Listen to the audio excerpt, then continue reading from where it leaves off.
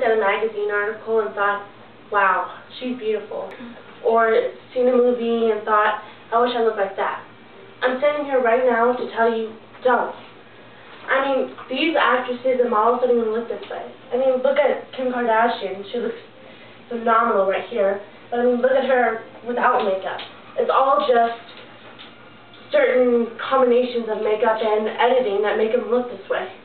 So don't go starving yourselves or pump steroids into your body because you want to have that certain look that stars have, because they don't even have it either.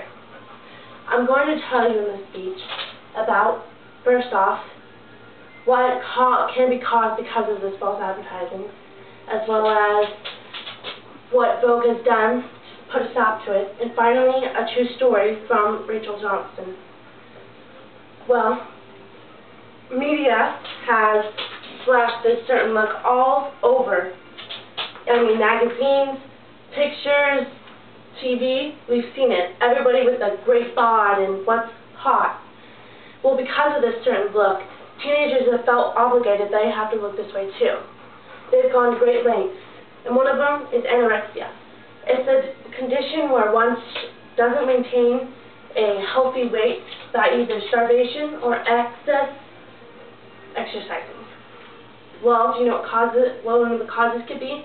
According to Well Health's database entry about anorexia from last year in August, it can be from a multitude of things, a combination of certain personality traits, as well as stress or compulsive dieting, and lastly, genetics.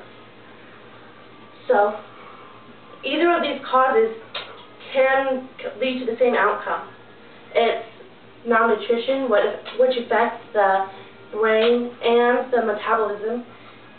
There's even depression, and other causes can be because of this as well. But, I mean, look around. How many of us can actually fit into a zero-size dress? Not many. So why do we allow media to continue on putting this fake image around the world about what certain women should look like when none of us really look that way anyways? This is what Vogue thought. Libby Copeland did an article on them on the State Online magazine about an article that says, super skinny and super out of the job. It says that Vogue has created a new policy where underage and underfed models are not allowed to be presented on their magazine. They will not take any models that look unhealthy in any way. They have even put in healthy food choices back set so that models can have that more healthy and fuller look to them. Well, the problem is how do we determine who's just naturally skinny and who has an eating disorder? This is one of the problems that Vogue will have to face. But it's the fact that they have taken responsibility for having power over others and being one of the leading fashion icons in the industry. Now all we can hope for is that other companies follow behind Vogue and create policies like this as well. I'm now going to tell you about a story. The story is about Rachel Johnston. She was only 13 when she became completely obsessed with the celebrity look and her idols, Victoria Beckham and Nicole Richie. Well, it was in 2006 when she decided that for her New Year's revolution, she would lose weight. Well, it all went down from there. When her grandmother died, she decided she'd become a vegetarian, which really meant that she wouldn't eat anything at all. She would secretly do 1,000 push-ups each morning in her room before everyone else got up, and then she would conceal what she was doing to herself by wearing extremely baggy clothes. She was admitted into the hospital 8 times that year, and each time she would refer back to a scrapbook she'd made of favorite celebrity clippings of what they look like. And underneath she would write, "This is what you have to be perfect." And that was her motivating statement. She went out and even once starved herself for 10 whole days, not drinking or eating water. This caused her to be in the hospital for 5 months.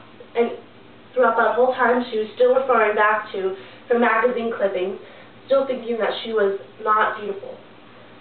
She had to wear children's clothes because she wouldn't fit into adult clothing anymore.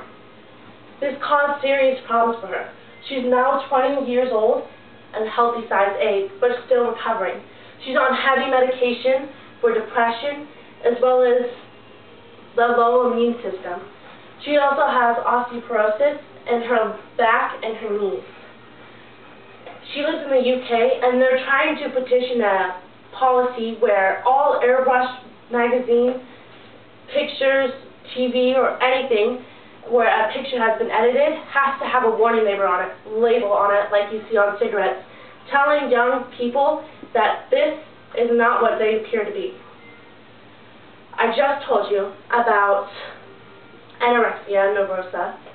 Then I told you about how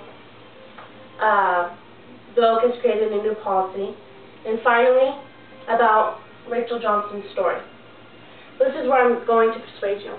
I'm going to persuade you that next time you see a movie out with your friends, or you look at a magazine clippings like these, you'll think twice about how you want to look. You don't have to look this way like these fake people to feel beautiful, because, of course, I mean, no one really looks that way. So this is my last and final statement for you, and the last reason I want to persuade you. I just want to persuade you to love yourself, because if you don't love yourself, who else is? Thank you.